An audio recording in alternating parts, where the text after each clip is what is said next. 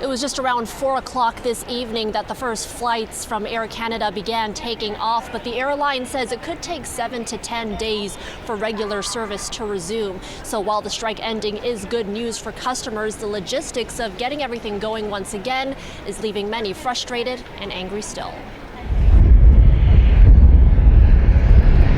As the rush to get grounded planes moving again happens behind the scenes, on the front lines at Pearson, long lines as anxious Air Canada customers attempt to get answers.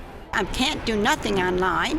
You phone, you can't get hold of nobody with airplane, you can't get of anybody with Air Canada. Until I get my butt in the chair in the plane, I'm still leery. Customers overseas also feeling the frustration. One of our own news producers stranded in China with her family as she weighs the cost of waiting for a rebooking or doing it herself. If I were to try to return home myself this week on a new booking, it would be over like $15K for me, my husband, and my 2 young kids. It gets cheaper in September, but it's really pushing it, you know. Until service stabilizes, Air Canada says cancellations may still happen over the next week.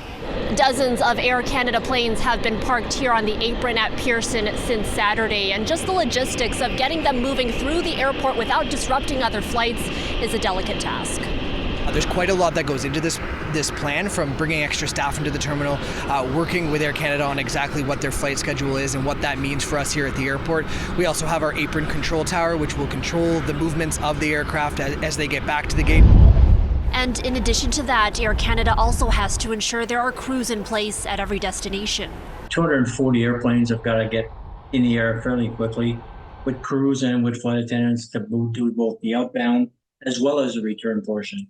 So the biggest challenge Air Canada has now is to get flight ops, crew, pilots and flight attendants to those destinations they're going to be flying to. Service resumed after Canada's largest airline reached a tentative agreement with the union representing flight attendants early Tuesday morning.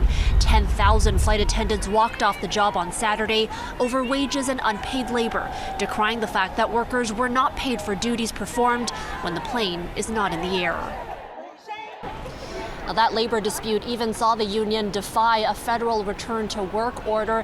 Now that a deal has been reached, or a tentative deal rather, has been reached between the two sides at the bargaining table without government intervention, the employees are of course back to work, but the union members will still need to ratify that deal in a vote. At Pearson, Natividad, City News.